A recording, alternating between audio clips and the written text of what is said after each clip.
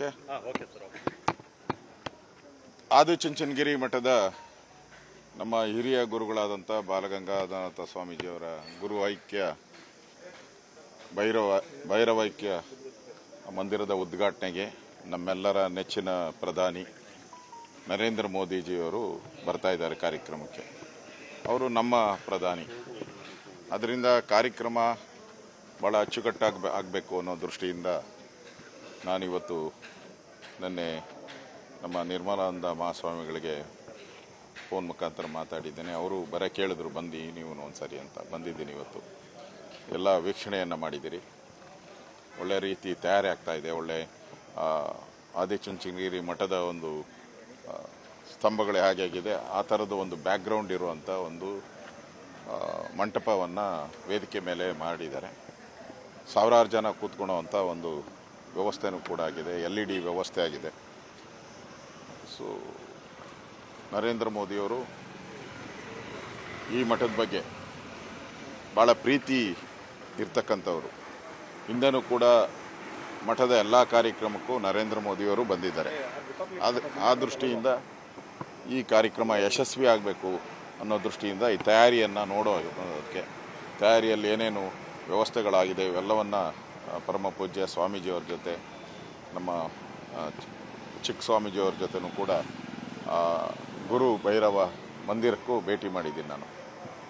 ಅಲ್ಲೂ ಭೇಟಿ ಮಾಡಿ ನಮ್ಮ ಪೂಜ್ಯ ಗುರುಗಳ ಸಮಾಧಿ ಏನಿದೆ ಅದು ಕೂಡ ಭಾಳ ಒಳ್ಳೆ ರೀತಿ ವಿನ್ಯಾಸ ಮಾಡಿದ್ದಾರೆ, ಒಳ್ಳೆ ರೀತಿ ಬಂದಿದೆ. ಅಲ್ಲೂ ಕೂಡ ಭೇಟಿ ಮಾಡಿ ಸ್ವಾಮೀಜಿಯವರ ಗುದ್ದಿಗೆ ನಮಸ್ಕಾರ ಮಾಡಿ ಬಂದಿದ್ದೀನಿ. ನಾಳೆ ಕಾರ್ಯಕ್ರಮ ನಮ್ಮ ಸಮುದಾಯದ ಸಂಬಂಧಪಟ್ಟಂತೆ ಮತ್ತು ಆದಿಚುಂಚನಗಿರಿ ಮಠಕ್ಕೆ ಸಂಬಂಧಪಟ್ಟಂತೆ ಒಂದು ದೊಡ್ಡ ಕಾರ್ಯಕ್ರಮ, ಇದು ಯಶಸ್ವಿ ಆಗಬೇಕು. ಆ ದೃಷ್ಟಿಯಿಂದ ನಾನು ತಯಾರಿಯನ್ನು ನೋಡೋ ದೃಷ್ಟಿಯಿಂದ ಬಂದಿದ್ದೀನಿ. ನಾನು ಕೂಡ ನಾಳೆ ವೇದಿಕೆ ಮೇಲೆ ನಾನು ಕೂಡ ಅವಕಾಶ ಮಾಡಿಕೊಟ್ಟಿದ್ದಾರೆ. ಮಠದಿಂದ ನನಗೆ ಸ್ವಾಮೀಜಿಯವರು ಅವಕಾಶ ಮಾಡಿಕೊಟ್ಟಿದ್ದಾರೆ. ಪ್ರಧಾನಮಂತ್ರಿ ಕಾಲಯಲ್ಲಿಂದನೂ ಕೂಡ ನಮಗೆ ಅವಕಾಶ ಮಾಡಿಕೊಟ್ಟಿದ್ದಾರೆ. ನಾನು ಕೂಡ ವೇದಿಕೆ ಮೇಲೆ ಇರ್ತೀನಿ. ಕಾರ್ಯಕ್ರಮ ಯಶಸ್ವಿ ಆಗಬೇಕು. ಅದಕ್ಕೋಸ್ಕರ ಎಲ್ಲರೂ ಕೂಡ, ಯಾರ್ಯಾರು ಮಠದ ಅಭಿಮಾನಿಗಳಿದ್ದಾರೆ ಅವರೆಲ್ಲರೂ ಕೂಡ ಈ ಕಾರ್ಯಕ್ರಮಕ್ಕೆ ಬಂದು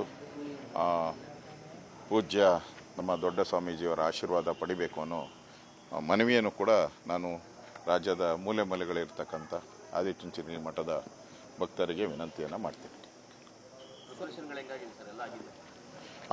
ಪಕ್ಕಾ ಪ್ರಿಪ್ರೇಷನ್ಸ್ ಆಗಿದೆ.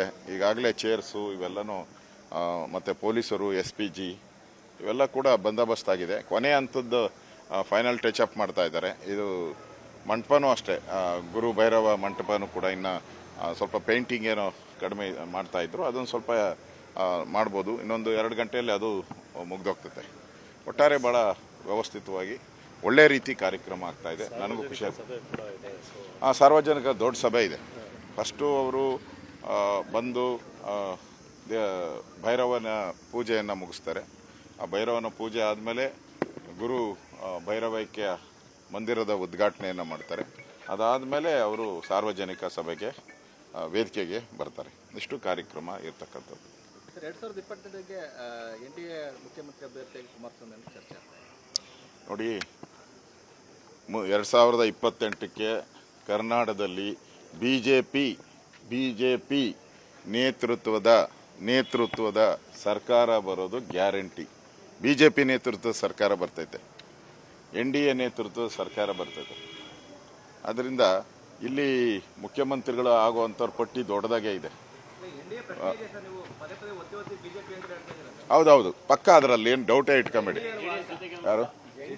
ನಾನೇ ಅದನ್ನೇ NDAನೇ ಅಂತ ಹೇಳಿದ್ದು. BJP ನೇತೃತ್ವ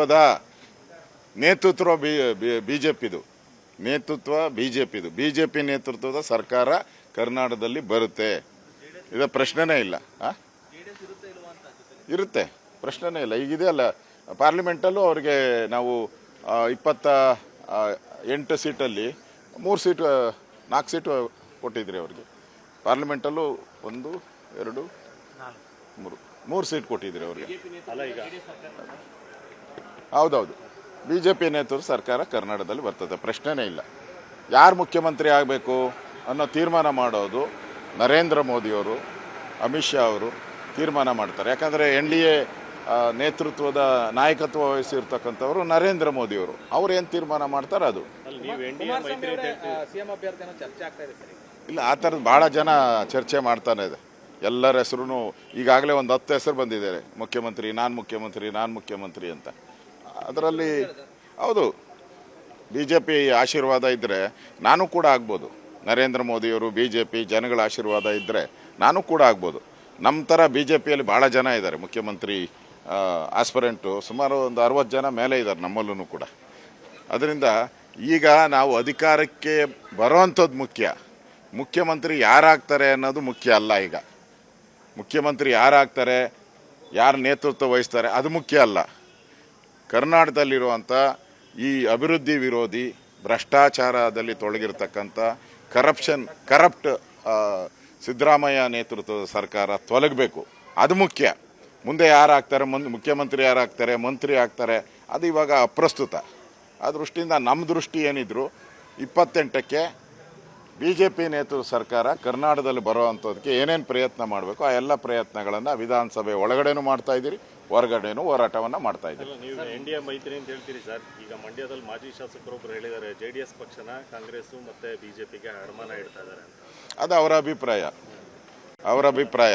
ನಾವು ನಮ್ಮೆಲ್ಲ ಪಾರ್ಟ್ನರ್ಗಳನ್ನು NDAನಲ್ಲಿ ಭಾಳಷ್ಟು ಜನ ಪಾರ್ಟ್ನರ್ಸ್ ಇದ್ದಾರೆ ದೇಶದಲ್ಲಿ, ಎಲ್ಲ ತಮಿಳ್ನಾಡಲ್ಲೂ ಇದ್ದಾರೆ. ನಾನು ತಮಿಳ್ನಾಡು ಎಲೆಕ್ಷನ್ಗೆ ನಿನ್ನೆಯಿಂದ ತಮಿಳ್ನಾಡು ಎಲೆಕ್ಷನಲ್ಲಿ ಹೋಗಿ ಕೆಲಸ ಮಾಡ್ತಾ ಇದ್ದೀನಿ. ತಮಿಳ್ನಾಡಲ್ಲಿ ತಳಿಯಲ್ಲಿ ನೆನ್ನೆನೂ ಸಹ ಇವತ್ತು ಹೋಗ್ತಾ ಇದ್ದೀನಿ ತಳಿಯಲ್ಲಿ.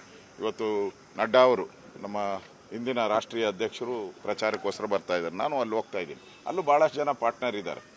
ಸೊ ಎಲ್ಲ ಪಾರ್ಟ್ನರ್ಗಳಿಗೂ ನೇತೃತ್ವ ವಹಿಸ್ತಾ ಇರತಕ್ಕಂಥದ್ದು ನರೇಂದ್ರ ಮೋದಿಯವರು. ಸೊ ನರೇಂದ್ರ ಮೋದಿಯವರ ತೀರ್ಮಾನ ಏನಿದೆ ಅದರ ಪ್ರಕಾರ ಸರ್ಕಾರ ಆಗುತ್ತೆ. ಬದಲಾವಣೆ ವಿಚಾರವಾಗಿ ಡೆಡ್ ಲೈನ್ ಕೊಟ್ಕೊಂಡೇ ಬರ್ತಾ ಇದ್ರಿ ಸರ್. ಈಗ ಮತ್ತೆ ಏನಾದರೂ ಆ ಥರ ಇದೆಯಾ ಸರ್ ವಾತಾವರಣ? ನನಗನ್ಸುತ್ತೆ ಈ ಡೆಡ್ ಲೈನ್ಗಳಿಗೆ ಈಗ ಬೆಲೆನೇ ಇಲ್ದಂಗೆ ಆಗೋಗ್ಬಿಟ್ಟಿದೆ. ನೀವೇ ಕೊಡ್ತಾ ಇದ್ದಿದ್ದು ಸರ್. ನಮ್ಮ ಪ್ರಕಾರ ನವೆಂಬರ್ 20ಕ್ಕೆ ಆಗಬೇಕಾಗಿತ್ತು, ಮುಗಿದೋಯ್ತು, ಎಕ್ಸ್ಪೈರಿ ಆಗೋಗ್ಬಿಟ್ಟಿದೆ. ಅದೇ ಎಕ್ಸ್ಪೈರಿ ಆಗೋಗ್ಬಿಟ್ಟಿದೆ. ಈಗ ಮೆಡಿಸನ್ನು ಎಕ್ಸ್ಪೈರಿ ಆದಮೇಲೆ ಏನಾಗ್ತೈತೆ ಹಂಗಾಗ್ಬಿಟ್ಟೈತೆ ಇವತ್ತು ಸತಿ. ನೆನ್ನೆನೂ ಕೂಡ DK ಶಿವಕುಮಾರ್ ಅವರು ಖರ್ಗೆ ಅವ್ರ ಮನೆಗೆ ಹೋಗಿ ಮಾಡ್ತಿರೋ ಇಲ್ಲೋ ಅಂತೇಳಿ ಗಲಾಟೆ ಮಾಡಿ ಬಂದಿರೋದು ಮಾಧ್ಯಮದಲ್ಲಿ ನಾನು ನೋಡಿದ್ದೀನಿ. ಅದಕ್ಕೆ ಅವರು ಕಾಂಗ್ರೆಸ್ ಒಂದು ರೀತಿ ಕಳೆದ 2 ವರ್ಷದಿಂದನೂ ಕೂಡ ಸರ್ಕಾರ ಸತ್ತೋಗಿದೆ, ಅಭಿವೃದ್ಧಿ ಇಲ್ಲ, ಬರೀ ಜಗಳ, CM ಯಾರಾಗಬೇಕು ಅನ್ನೋ ಜಗಳ ಕಳೆದ 2 ವರ್ಷದಿಂದ. ಅದರಲ್ಲೂ 1 ವರ್ಷದಿಂದ ಅಂತೂ ಪ್ರತಿದಿನ ಈ ಜಗಳದಲ್ಲೇ ಸರ್ಕಾರ ಸತ್ತೋಗಿದೆ. ಈಗ MLAಗಳೆಲ್ಲ ಸುಮಾರು 30-40 ಜನ ಡೆಲ್ಲಿಗೆ ಹೋಗಿದ್ದಾರೆ. ಇಲ್ಲಿ ಸರ್ಕಾರ ಸರಿ ಇದ್ದಿದ್ರೆ, ಸರ್ಕಾರದ ನೇತೃತ್ವ ಸರಿ ಇದ್ದಿದ್ರೆ, ಪಾರ್ಟಿ ಅಧ್ಯಕ್ಷರಿಗೆ ಒಂದು ಸ್ವಲ್ಪ ಗೌರವ ಇದ್ದಿದ್ರೆ ಅವರೆಲ್ಲ ಯಾಕೆ ಹೋಗ್ತಾ ಇದ್ರು?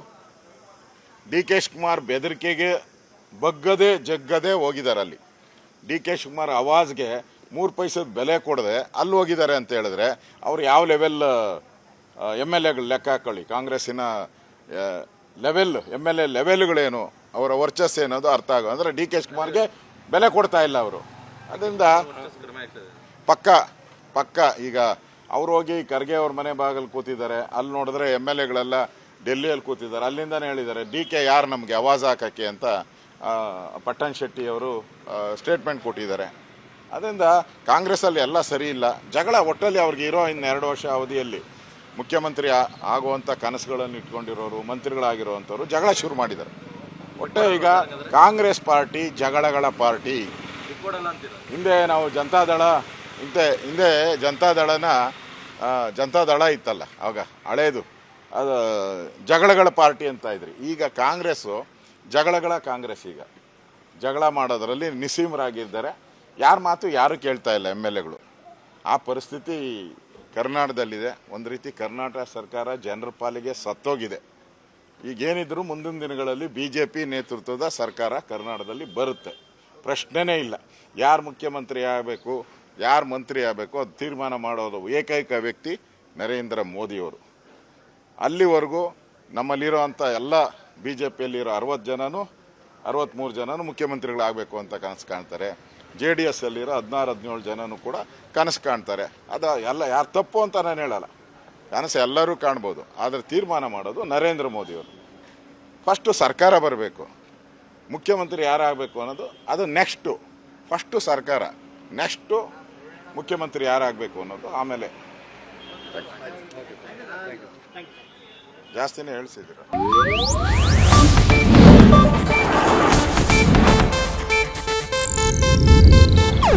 ಇದು ಏಷ್ಯಾನೆಟ್ ನ್ಯೂಸ್ ನೆಟ್ವರ್ಕ್ ಪ್ರಸ್ತುತಿ.